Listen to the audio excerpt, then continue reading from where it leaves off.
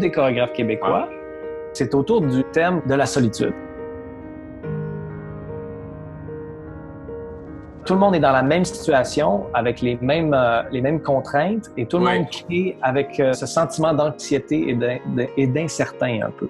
L'isolement, c'est quand même un thème qu'il y a toujours en art. Il va être porteur parce que la réflexion sur le moment qu'on a eu ensemble, c'est une collaboration quand même. Donc, c'est la solitude partagée, en fait. Exact. On met tout ça ensemble, puis c'est l'émotion autour de la création, puis les restrictions autour de la création qui fait que tout est lié ensemble.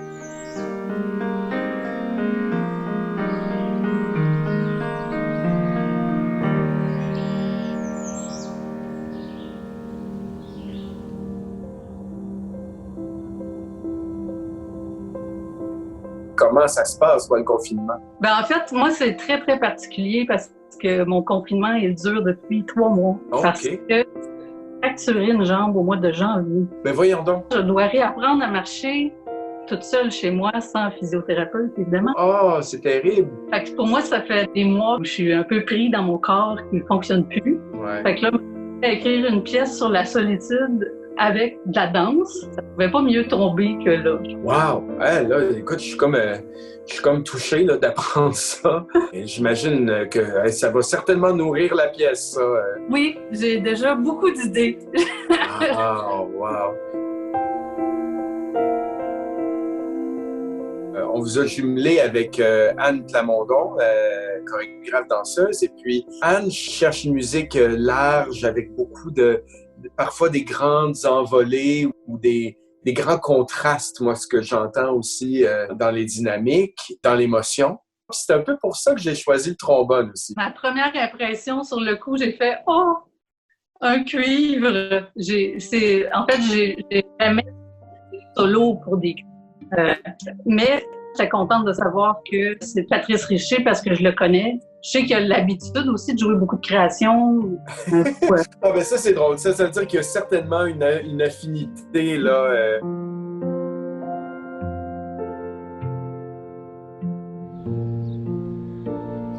Toi, Anne, c'est ça, qu'est-ce que tu faisais quand le COVID est arrivé? Puis je pense que tu étais en plein milieu d'une avant-première, non? Oui, nous, j'étais dans les derniers sprints là, de résidence technique au Centre chorégraphique au Vertigo pour une première 4 jours plus tard, en fait. My God. Donc, évidemment, au début, c'est surréaliste. Là, tu y crois pas, c'est un peu le choc. Là, c'est du jamais vu. Nous autres, c'est comme toujours le show must go on, the show must go on. Puis c'est comme, même s'il y a des blessures, des choses, on s'arrange tout le temps, puis tout ça. Puis là, tout d'un coup, c'est comme... On était chargés d'énergie. Puis là, on a tiré la plug, fait qu'il y avait comme un moment de suspension, comme un peu... Puis après, j'ai accepté, j'ai eu un peu de repos. Un show, ça se reprend, alors que la santé, ça marche pas comme ça. Tu t'entraînes encore beaucoup? J'essaie, je fais des workouts avec ma fille. C'est la première chose qui me manque. Est-ce que c'est un studio dans ta maison ou un plancher de danse ou quelque chose? I wish! I wish!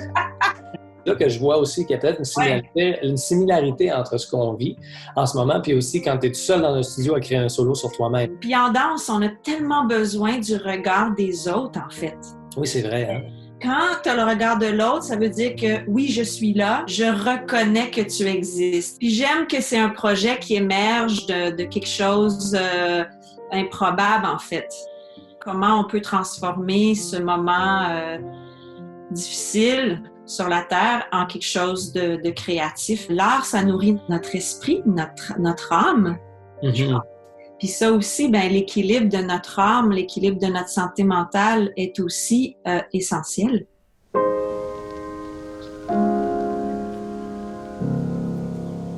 J'aime beaucoup, beaucoup ce que j'ai entendu. J'ai super hâte d'entendre avec le trombone. Puis moi, je me suis fait justement un petit plan audio là, juste pour voir les... Wow! C'est la structure de la pièce, là. C'est comme un timeline de ma vie depuis le mois de janvier. Là. Oui. Fait que la première structure, c'est quand je me suis cassé la jambe. Le premier à 1 minute, là, quand tout casse. Là. Oui. Puis là, il y a les 19 battements de cœur. Là. C'est comme la période douloureuse de jambes cassées. Là. Ah oui, Dans oui, cette oui, partie-là, oui. je te disais, le trombone va jouer comme dans un registre aigu tendu. Là. Tu sais, pour moi, c'est comme le moment de douleur.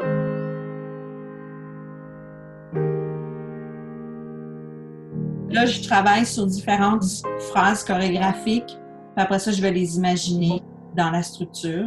Ce matin, ce que je travaillais, c'est quelque chose de beaucoup plus petit, beaucoup plus des petites, des petits effets de haut de corps. Puis le trombone, c'est pour ça que j'attends aussi de reparler avec Patrice, parce que là, lui, je voulais que lui il me dise, OK, tu gagnes de jouer ça, parce que j'ai écrit une partie ici, justement, à marathon, là. Ah! Wow. Non-stop, il montait, puis tu sais, comme rapide, puis tout le long que ça pousse, fait que c'est vraiment très difficile à jouer. C'est comme, tu peux pas sauter une note parce que ça passe vite, là. OK. Mais je trouve que ça serait le fun, parce que lui aussi, il serait dans... Il lui demande un effort, tu sais, physique même, là, tu sais. Oui.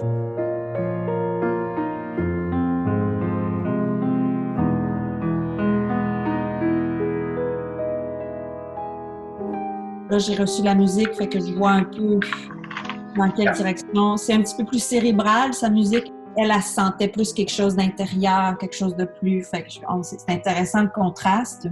Je sais pas si je peux interpréter sa vie, là, tout ça, mais ça fait son chemin dans ma tête.